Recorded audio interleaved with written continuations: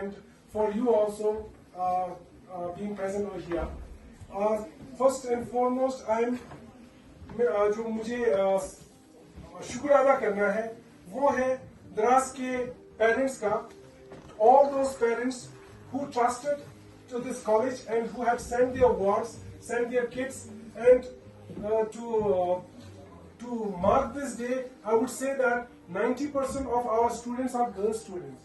So मुझे बहुत खुशी होती है कि जब आपके पेरेंट्स, मखसूसन आपके अम्मी जान, मदर्स, उन्होंने हम पे ट्रस्ट करके आप लोगों को यहाँ पे भेजा है और वो ये जान के भेजे हुए हैं कि आप में पोटेंशियल है आसमान को छूने का.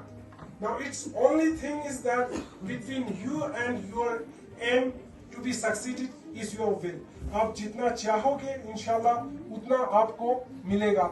और आज का जो प्रोग्राम कल जब हम डिस्कस कर रहे थे अपने equality means that every person shall have an equal right for, especially for work, for business, for job. They shall have equal opportunity. So when we got independence in 1947, our constitution made sure that women get equal representation in every field. But it was not possible for them in a normal circumstance to get the same thing. So they introduced reservation and various laws that will give them the power to compete equally with the men in the society. The best and the most forward was equality granted under Article 14 of the Constitution. Article 14 of the Constitution grants equality before law, that everyone, whether it is a male or female, is equal before law. That means that there cannot be any discrimination on the law cannot make a discrimination, because our societies are regulated by law. We are regulated by law. Even every aspect of our life is regulated by law. मैं आपको अगर से समझाऊं तो हमारी जिंदगी जो है वो कानून से बनी है. आप देखें ना, आप अपने इर्द गिर्द देखें, अगर आप अपने इर्द गिर्द देखें, कोई भी ऐसी चीज नहीं है जो कानून के बगैर नहीं है. आपके स्कूल में आपके लिए कुछ कानून है, इवन कि आपके अपने घर में आपके लिए वो रिटन कानून नहीं है, लेकिन जो मॉरल क्या कहते हैं कानून कहेंगे हम, वो है. तो जो ये लॉज हैं, ये आपकी चाहे वो मॉरल लॉज हों, लीगल लॉज हों, चाहे वो सोसाइटी के हों, you are govern by law. इंसान जो है, जो इंसान है, वो इट्स गवर्न बाय लॉ. तो ये जो है जब कॉन्स्टिट्यूशन बना, it was made sure by the founders of our constitution that Article 14 that no one shall be discriminated on the basis of that everyone is equal. Before law, everyone is equal. That is guaranteed under Article 14 of the Constitution. That's the basic parameter that everyone is, whether it is a male or a female, it's guaranteed that everyone should have an equal right over them. Then there is the Article 15, which provides that no one shall discriminate anybody on the basis of sex. No one shall discriminate on the basis of sex. That means that कोई भी इंसान जो है किसी को discrimination नहीं कर सकता कि ये मर्द है, औरत है, उस बेसिस पे. वो कोई नहीं. इस चीज की गारंटी जो है आर्टिकल 15 ऑफ द कॉन्स्टिट्यूशन देता है. आर्टिकल 16 जो है, तो पोक्सो एक्ट के बारे में हम बताएंगे. पोक्सो एक्ट 2012 में बनाया था. इसका मकसद है 18 साल से कम उम्र के बच्चों को सेक्सुअल अब्यूज से बचाना है. अगर किसी बच्चे के साथ मोलेस्टेशन होता है या रेप होता है, ये तो कानून में सख्त उसकी सजा है. तो उसमें पनिशमेंट क्या है चाइल्ड अब्यूज के लिए? अगर कोई इंसान किसी बच्चे को गलत नजरों से देखे या टच करे तो उसे 5 साल की जेल होती है और जुर्माना उसे अलग से देना होगा. अगर कोई इंसान किसी बच्चे को फिजिकल अब्यूज करे या मोलेस्टेशन करे, 10 साल की जेल होती है उसे और जुर्माना उसे अलग से देना होगा. अगर कोई इंसान 12 साल से कम उम्र के बच्चे का रेप करे या सीधा उसे उम्र कैद या फांसी की सजा होती है.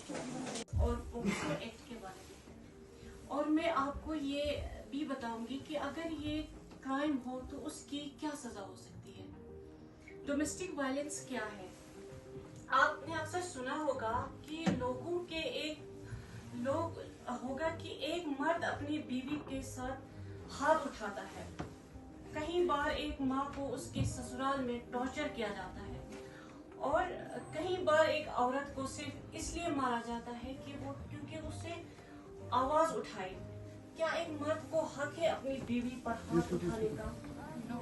क्या अगर सबसे पहले एक सक्सेसफुल एंटरप्रेन्योर बनने के लिए आपके अंदर पेशेंस होना चाहिए, और आप हार्डवर्किंग होने चाहिए, और आप रेडी होने चाहिए for the changes, for the tough situations और फॉर द रिवॉर्ड्स, हर एक चीज के, और कुछ भी नहीं। और एक आइडिया होना चाहिए आपके पास।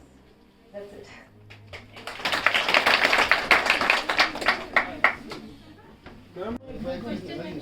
मेरा क्वेश्चन मैम शिफा से है। मैम, आपका जो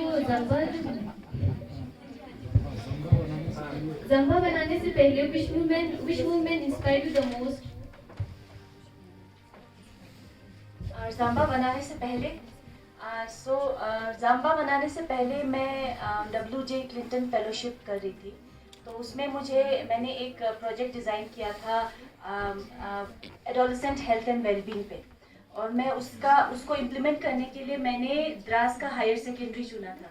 तो जब मैं यहाँ पे आई थी तो मैं और मेरी एक और फ्रेंड थे जो अभी हमारे को फाउंडिंग मेंबर भी हैं हमारे ऑर्गेनाइजेशन के। तो हमने द्रास में टॉयलेट बनाना शुरू किया। द्रास हायर सेकेंडरी स्कूल में लड़कियों के लिए स्पेशली टॉयलेट बनाना शुरू किया, और हमारे पास उस टाइम पे मेरे पास सिर्फ 2 लाख रुपए थे, और उसमें मुझे वो प्रोग्राम सब कुछ उसमें से मतलब इवन जो वर्कशॉप्स की लॉजिस्टिक वो सारा चीज़ भी उसमें से निकालना था और वो भी बनाना था। तो बहुत सारा काम ऐसा था जो हमने कॉन्ट्रैक्टर के थ्रू नहीं किया था, हमने खुद किया था। तो जो हमारे फाउंडिंग मेंबर्स हैं, हमने इवन पापुस मालांगा नौसोपिन है ना। तो at that time I was staying with one of my friends इन कारगिल। उनके घर पे मैं एज अ गेस्ट में रुकी हुई थी। तो उनकी नानी थी उनके घर पे ना। तो उन्होंने उनसे पूछा, मेरा इंट्रोडक्शन पूछा कि वो कौन है, क्या कर रही हैं। तो मेरी जो फ्रेंड है उसने मजाक में बोला कि नानी ये तो ठेकेदार है, ये टॉयलेट बनाती है। So but the reaction of the women it was so surprising that वो इतनी खुश हुई।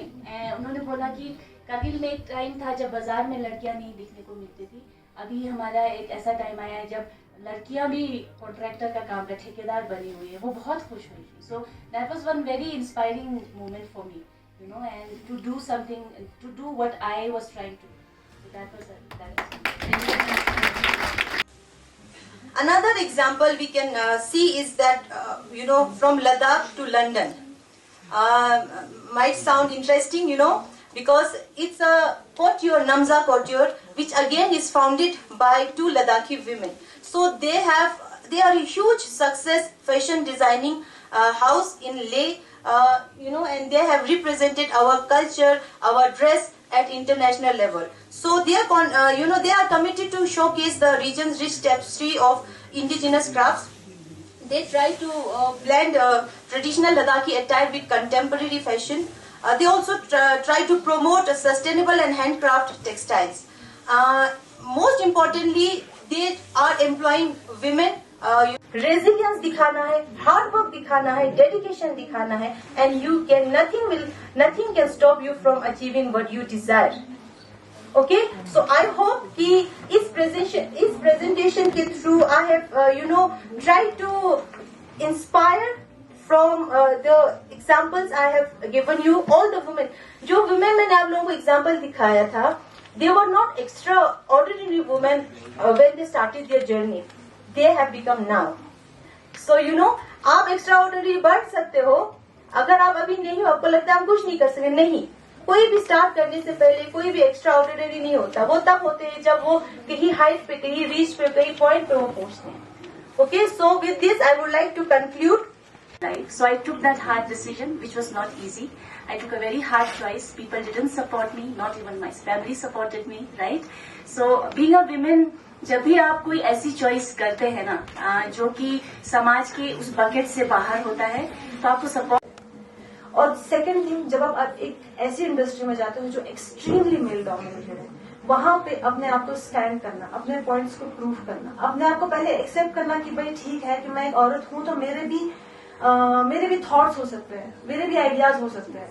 होता क्या है कि हम लोग वहां पे भी क्या करते हैं कि अपने आप को बैक फ्रंट पे रखते हैं, फ्रंट फुट पे रखते ही नहीं, औरतें आगे रखते ही नहीं है। वहां पे भी सोचते हैं कि ठीक है भाई ये लोग आदमी है, इनके पास एक्सपीरियंस है, इनके पास नॉलेज है, तो ये तो कर ही लेंगे, हम इसी हिसाब से चलेंगे। बट ऐसा नहीं है।